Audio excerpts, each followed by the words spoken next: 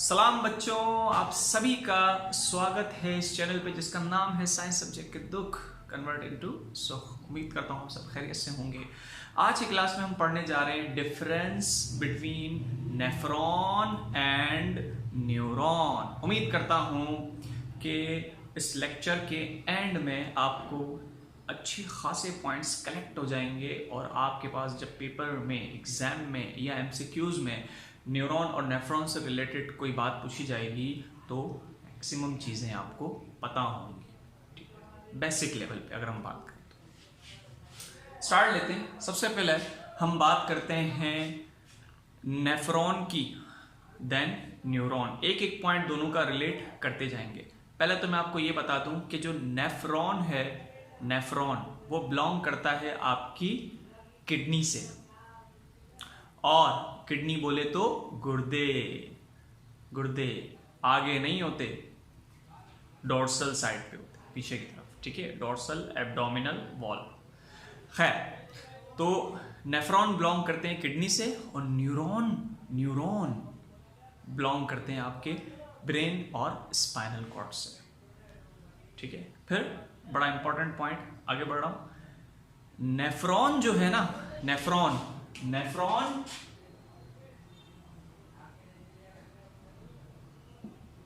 Principal functional unit of kidney है। Principal functional unit of kidney है। Nephron जो है वो principal functional unit of kidney है, जबकि न्यूरॉन क्या है? न्यूरॉन जो है वो फंक्शनल या प्रिंसिपल सेल है ब्रेन का। बात यहां पर बड़ी इंटरेस्टिंग होने वाली है और एक बहुत बड़ा डिफरेंस मैं आपको बताने जा रहा हूं। शायद जो अक्सर लोग नहीं बताते, लोगों के जहन में सवाल होता है, बच्चे सवाल करते हैं पर लोग उसको स्किप करके आगे बढ़ जाते हैं, लेकिन हम इसको यहाँ पढ़ेंगे। देखें, बात फर्क है, फर्क बहुत बड़ा फर्क है। ब्रेन का जो फंक्शनल सेल है वो क्या है? न्यूरॉन। ब्रेन का जो फंक्शनल सेल है वो क्या है? न्यूरॉन है। जबकि किडनी का जो फंक्शनल यूनिट है वो नेफ्रॉन है, which nephron composed of many cells। Nephron एक सेल का नहीं बना हुआ होता, नेफ्रॉन बहुत सारे सेल से मिलकर बना हुआ होता है। तो अगर आपसे कोई पूछे कि न्यूरॉन क्या है तो आप कहेंगे ब्रेन का सिंगल सेल, यानी ब्रेन का जो सिंगल सेल है वो न्यूरॉन है। जबकि नेफ्रॉन सिंगल सेल नहीं है, कलेक्शन ऑफ सेल्स है।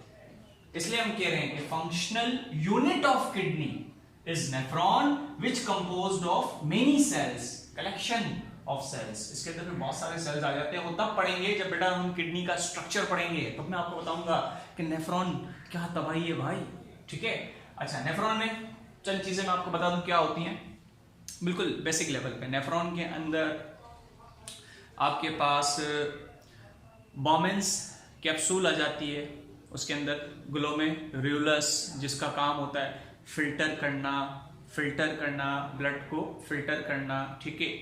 इसके अलावा लार्ज पार्टिकल यूजुअली फिल्टर नहीं होते, जैसे प्रोटीन हो गया, ठीक है, जैसे ग्लूकोज हो गया, लार्ज पार्टिकल फिल्टर नहीं होता, ठीक है। अच्छा, इसके बाद फिर ये वोमेंस कैप्सूल आ गई, अंदर में ग्लोमेरुलस आ गया। उसके बाद बाहर अगर आ जाए आप तो फिर आपके पास पीसीटी कहते हैं, प्रॉक्सिमल कन्वोल्यूटेड ट्यूब्यूल को। उसके बाद फिर लूप ऑफ हेनली, ठीक है, डिसेंडिंग असेंडिंग, फिर डिस्टल कन्वोल्यूटेड ट्यूब्यूल। उसके बाद कलेक्टिंग ट्यूब्यूल्स जहां पर हॉर्मोन्स एक्ट करते हैं यूजुअली। तो ये सब मिलते हैं ना तो एक नेफ्रॉन बनता है, ठीक है। इसलिए हमने कहा कि नेफ्रॉन जो है वो कलेक्शन ऑफ मेनी सेल्स है और नेफ्रॉन क्या है? फंक्शनल यूनिट ऑफ किडनी है, सिंगल सेल नहीं है। नेफ्रॉन सिंगल सेल नहीं है, ठीक है, कलेक्शन ऑफ सेल्स है, जिसे हम फंक्शनल यूनिट ऑफ किडनी कहते हैं। जबकि न्यूरॉन जो है वो सिंगल सेल ऑफ ब्रेन है, ठीक है भाई। अच्छा, अब न्यूरॉन जो होता है उसके 3 पार्ट्स होते हैं बेटा। न्यूरॉन जो होता है उसके 3 पार्ट्स होते हैं। एक होता है डेंड्राइट, डेंड्राइट होते हैं, डेंड्राइट। अभी मैं बिल्कुल इसके स्ट्रक्चर पे नहीं जा रहा, ये डेंड्राइट होते हैं। डेंड्राइट कहते हैं एंटीना को। डेंड्राइट किसको कहते हैं? वो नहीं, कॉकरोच के आगे एंटीना निकले हुए होते हैं। डेंड्राइट एंटीना को कहते हैं, जिसका काम होता है दूसरे न्यूरॉन से सिग्नल को रिसीव करना। एंटीना का काम तो रिसीव करना ही होता है, सही है। डेंड्राइट होते हैं, उसके साथ फिर सोमा कहते हैं बॉडी को, ठीक है। और फिर नीचे एक्सोन होता है, और एक्सोन का काम होता है दूसरे न्यूरॉन तक इंफॉर्मेशन ट्रांसमिट करना। डेंड्राइट का काम क्या था? रिसीव करना, फिर सोमा और फिर एक्सोन, और एक्सोन का काम क्या होता है? दूसरे न्यूरॉन को इंफॉर्मेशन ट्रांसमिट करना, ठीक है। बिल्कुल अभी बेसिक लेवल पे बात कर रहा हूँ, इनके हम स्ट्रक्चर्स पे तो नहीं आ रहे ना, हम डिफरेंस पढ़ रहे हैं, सिर्फ डिफरेंस। अच्छा, फिर नेफ्रॉन का काम क्या है? नेफ्रॉन का काम ये होता है कि ब्लड को फिल्टर करना, प्योरीफाई करना, ताकि जो वेस्ट प्रोडक्ट है वो बॉडी से एक्सक्रीट आउट हो जाए। जाहिर सी बात है, जब फिल्ट्रेशन होगी तो जो वेस्ट प्रोडक्ट है जिसकी हमारी बॉडी को ज़रूरत नहीं है, तो किडनी जो है वो यूरिन फॉर्मेशन करके वेस्ट प्रोडक्ट को यूरिन के थ्रू बॉडी से बाहर निकलवा देगी, पास आउट करवा देगी, ठीक है। जबकि हम न्यूरॉन की बात करें तो न्यूरॉन का काम होता है signal transmission, different between different parts of body. यानी मसल्स को सिग्नल भेजना कि भाई कॉन्ट्रैक्ट कर, रिलैक्स हो जा, अब तुझसे और नहीं होगा। ग्लैंड को सिग्नल देना कि भाई सिक्रीट कर यार, हार्मोन सिक्रीट कर, केमिकल सब्सटेंस सिक्रीट कर, एंजाइम सिक्रीट कर, बॉडी को जरूरत है। बात समझ आ रही है? न्यूरॉन्स का ये काम होता है। अच्छा, फिर नेफ्रॉन पर किडनी कितने होते हैं? नेफ्रॉन पर किडनी आपके पास होते हैं 9 लाख से